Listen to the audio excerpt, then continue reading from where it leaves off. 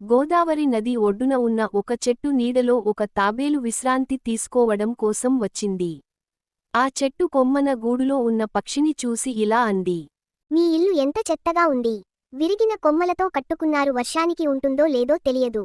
ఇంకా మీకేమి రక్షణ ఇస్తుంది? అంతకంటే దారుణమైనది ఏమిటంటే దానిని మీరే కష్టపడి నిర్మించుకోవాలి. అదే నాపై ఉన్న గూడును చూడు ఎంత బలంగా ఉందో.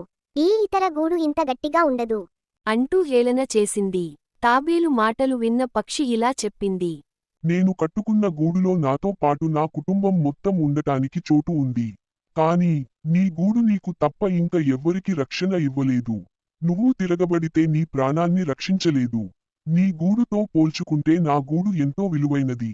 నీతి: అందరికంటే మనమే గొప్ప అని అనుకోకూడదు. ఎవరికి ఉండేది వాళ్లకు ఉంటుంది. ఒక అడవిలో తోడేలు, కోతి ఉండేవి. తోడేలుకు ఒక రోజు మేక మాంసం తినాలనిపించింది. అడవికి పక్కనే ఉన్న ఒక గ్రామంలో చాలా మేకలు ఉండటం గమనించింది. రాత్రి అందరూ పడుకున్న సమయంలో ఊళ్ళోకి వెళ్లి ఒక మేకను ఎత్తుకుపోయేది. ఇలా రోజుకో మేకను తెచ్చుకుని చంపి తినేది. ఇదంతా గమనించిన కోతి రోజుకో మేకను ఎలా తెచ్చుకుంటున్నావని అడిగింది. దానికి ఆ తోడేలు ఇలా అంది. ఈరోజు రాత్రి నువ్వు కూడా నాతో పాటురా, నీకు చూపిస్తానని చెప్పింది. కోతి సరే అంది. అప్పటికే ఊళ్ళో చాలా మేకలు కనిపించకుండా పోవడంతో గ్రామ ప్రజలు రాత్రివేళ కాపలా కాస్తున్నారు. ఇదంతా తెలియని తోడేలు కోతి ఊళ్ళోకి ప్రవేశించాయి.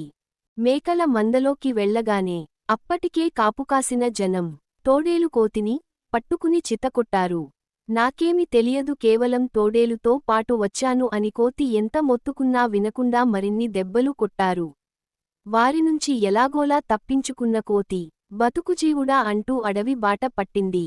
నీతి: చెడ్డవారితో స్నేహం ఎప్పటికైనా మన ప్రాణానికే ముప్పు.